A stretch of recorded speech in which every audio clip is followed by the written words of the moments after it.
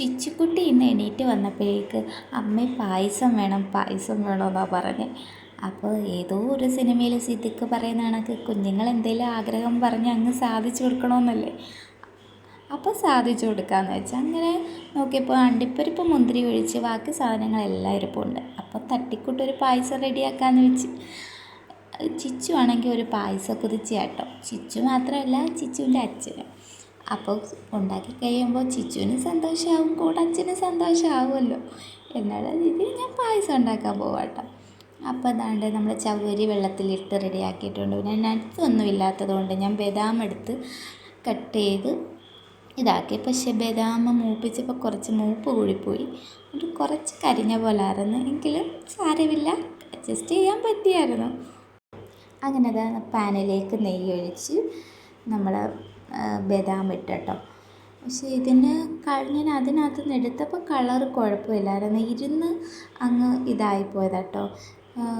ഞാൻ വിചാരിച്ചു മറ്റേ അണ്ടിപ്പരിപ്പൊക്കെ ഇങ്ങനെ മൂത്ത് വരുന്ന പോലെ ആണ്ടൊക്കെ ഉണ്ടോ, ഈ ഒരു കളറായിരുന്നു. പക്ഷേ ഇനി ഇടുമ്പോൾ നിങ്ങൾ നോക്കിക്കോളൂ, നല്ല ഒരു കരിഞ്ഞ കളറ് പോലെ ആയിപ്പോയി.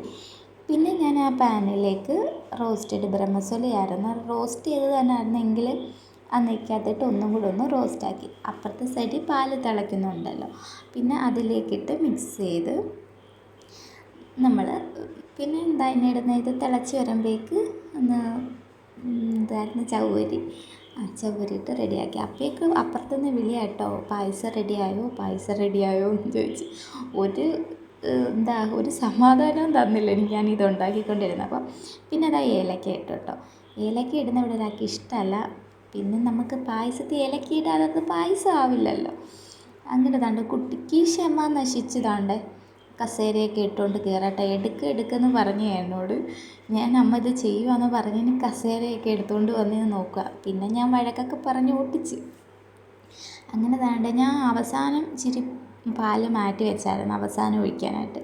അവസാനം ആകുമ്പോൾ ഇത് കുറുകി പോകുമല്ലോ, അപ്പോൾ താണ്ട് അതൊക്കെ ഒഴിച്ച് സെറ്റാക്കി എടുത്തു കേട്ടോ.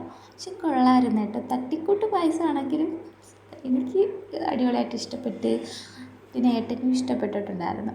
അങ്ങനെ എന്താണ്ട് പായസം റെഡി. അത് കറുത്ത മുന്തിരി പോലെ എനിക്ക് തോന്നണം ഇപ്പോൾ കണ്ടപ്പോൾ.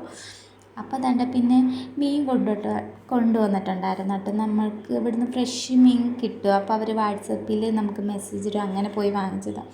എപ്പോഴും കട്ട് ചെയ്തിട്ടുണ്ടായിരുന്നു കൊണ്ടുവരുന്നത്. ഈ പ്രാവശ്യം അവിടെ നിറയെ ആളായതുകൊണ്ട് കട്ട് ചെയ്തില്ല, അല്ലാതെ കൊണ്ടുവന്നു. പക്ഷെ മത്തി കട്ടിക്കാൻ കുഴപ്പമില്ലായിരുന്നു. പെട്ടുപോയത് ആ നെത്തോലി മീൻ കണ്ടിച്ചപ്പോഴാട്ടോ. അത് നല്ല പാടല്ലേ. അപ്പോൾ അത് കണ്ടിക്കുന്നതിന് മുന്നേ ഒരാൾക്ക് പായസം കൊടുത്തേക്കാമെന്ന് വെച്ച്. അയാൾ തമ്മയ്ക്കണില്ലായിരുന്നല്ലോ. ആളിപ്പോൾ രണ്ടാമത്തെ പ്ലേറ്റ് പായസമാണ് കുടിക്കുന്നത്. കൂടെ ഞാനും കൂടെ കുടിച്ച് വെക്കാമെന്ന് വെച്ച്.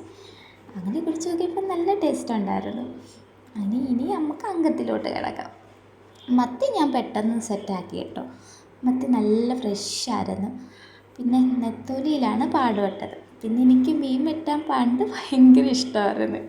എന്ന് വെച്ചാൽ കരുനാഗപ്പള്ളി വീട്ടിൽ നിൽക്കുമ്പോൾ അപ്പം നമ്മൾക്ക് അമ്മയുണ്ടല്ലോ കൂടെ എല്ലാം ചെയ്യുക. അപ്പം നമുക്ക് എന്തെങ്കിലും ഇങ്ങനെയുള്ള മീൻ വെട്ടും പാത്രം കഴിവൊക്കെ ആയിരുന്നു. പക്ഷേ ഇവിടെ വന്നപ്പം നമുക്ക് എല്ലാ ജോലിയും ചെയ്യുന്നതിൻ്റെ കൂടെ ഇതുകൂടെ പറ്റണമെന്നില്ല, കാണുമ്പോൾ എന്തോ ഭാരം പോലെ തോന്നുക. പിന്നെ ഇതാണ്ട് ഞാൻ എല്ലാം കണ്ടെയ്നറിനകത്താക്കി മാറ്റി വയ്ക്കട്ടെ. ഞങ്ങൾക്കിതൊരു ഒരാഴ്ചത്തേക്കുള്ള മീനുണ്ട്. അപ്പോൾ ഞാൻ കുറച്ച് വറുക്കാനും കറി വെക്കാനും പാർട്ടായിട്ട് ഇങ്ങനെ മാറ്റി വെക്കും. അതാകുമ്പോൾ നമുക്ക് എല്ലാം കൂടെ എടുത്ത് ഇതാക്കണ്ടല്ലോ. പിന്നെ ഞാൻ മത്തി വറുക്കാമെന്ന് വിചാരിച്ചു. അതാകുമ്പം ബിബിക്ക് ചോറ് കൊണ്ടുപോകുമ്പോൾ 2 എടുത്ത് വറുത്ത് പിന്നെ എന്തെങ്കിലും പച്ചക്കറി അങ്ങനെ മതിയല്ലോ. അതാകുമ്പോൾ പെട്ടെന്ന് കാര്യവും നടക്കും, മീനും ഉണ്ടാവും. അങ്ങനെ തന്നെ ഞാൻ മഞ്ഞൾപ്പൊടിയും കുരുമുളക് പൊടി, മുളക് പൊടി, ഉപ്പ്, സിമ്പിളായിട്ട് ഞാൻ ഇതിനകത്ത് ഇഞ്ചി വെളുത്തുള്ളി ഇടത്തില്ല. മറ്റേ മീനിനൊക്കെ ഞാൻ ഇടും.